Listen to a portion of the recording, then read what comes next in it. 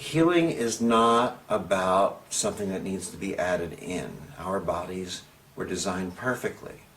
Healing is about allowing interferences with our bodies functioning in their perfect design, including natural regeneration.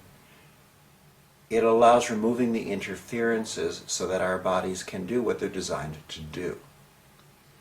So reconnective healing is very different in many, many ways. First of all, with most energy healing techniques, you have to pretty much figure out what you think the problem is, and then you approach it with that limited concept or perspective of changing the part of the problem that you're able to at least recognize.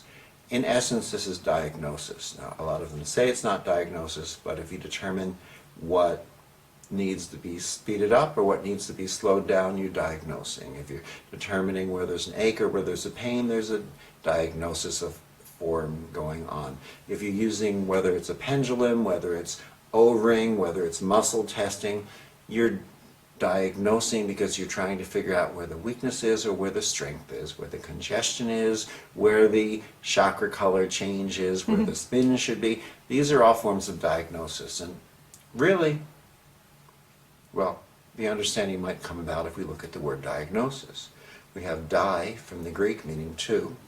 Agnosis from the Greek, we have di from the Latin, meaning two. Agnosis from the Greek, agnostic, meaning don't know. So there you have it. Two people who don't know, you and your doctor, so why bother? When we determine or attempt to determine what the person's problem is, we then focus on seeing whether we can fix it. Even if we try to approach it from attempting to be a medical intuitive, what is the value of that information unless we can attempt to try to fix something? And that's what happens. But the higher level that we can rise to comes when we no longer attempt to direct the healing to bring about a certain type of a response. But instead, when we allow ourselves to rise to the level of becoming the observer and the observed, and as we're willing to be in that state of observation, we find that the universe displays the perfection and beauty of the healing process before us. So, in truth, the less that we know about the person that we're about to work with, the better off that person is, because the less likely we are to attempt to direct or alter the course of the healing process to fit the limited perspective that we're able to understand from our human conscious educated minds. And the more likely that we are to gain the true gift of being able to witness a more phenomenal, a more comprehensive, a wiser, and more intelligent healing. So it's really recognizing that there is an universal intelligence that is doing the work. That's the first step. The first step, the key step, is to recognize that there is a universal intelligence. Not just give it lip service, not just say it, but to recognize it and allow it to orchestrate. We've been taught the I, me approach to healing. It's not our fault, but it's the way we've been taught. This approach is what has given us healers who walk in and they say, well, the moment I walked into the room, I saw that the aura was out of balance. I saw that the chakras were spinning, some of them the wrong way. I saw that there was an area of congestion or density that needed to be removed. So I, using my very special techniques that only I learned from a master, and some of you might never learn it, I removed the red, I rebalanced the aura spins, I got rid of the density, made everything flow freely again. Aren't I wonderful? And maybe we don't always say, aren't I wonderful? And we probably don't say I, me so loudly and clearly, but maybe we should. Because once we do, we might begin to hear and see what we've actually been doing. The truth is, if we worked on, for example, an athlete who injured themselves, what would we experience? What would we see? What would they experience? Well, let's say that an athlete on the playing field injured his or her knee. There's swelling, there's heat, there's altered function, there's redness, there's pain. The pain is the knee picking up the body's telephone system, calling up to the brain saying, help, help, help, there's damage down here. And the brain says, okay, got it handled.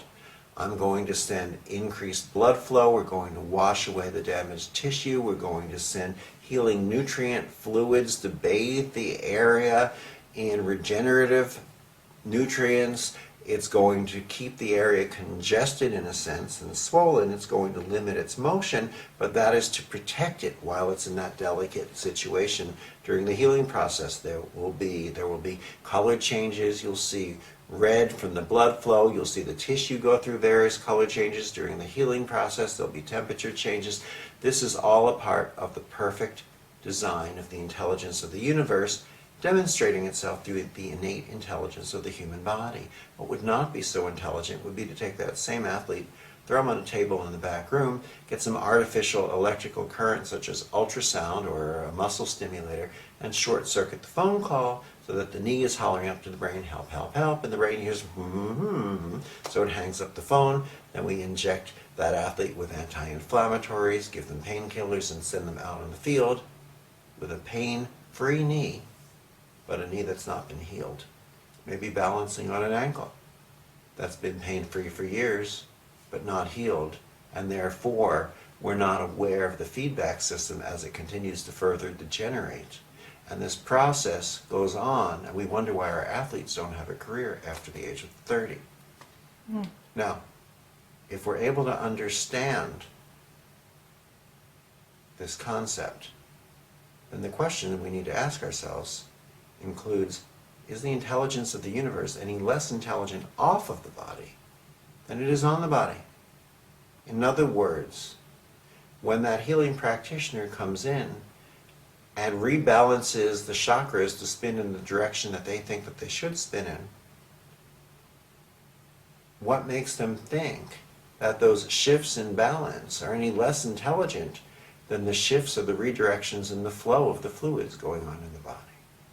When they remove the chakra colors that they think shouldn't be there and rebalance them so that the ones they think should be there, when they remove the area of red that they think should be purple or green, what makes them think that those color changes away from the norm is any less intelligent than the color changes that the body's tissue goes through?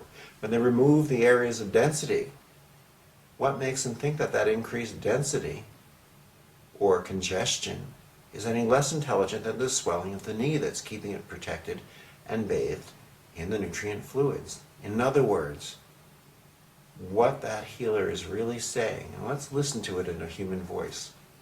What they're saying is this: thanks a lot, God. It looks like you've done a pretty swell job with, most of the universe up until now, but you missed these spots. Let me fix them for you.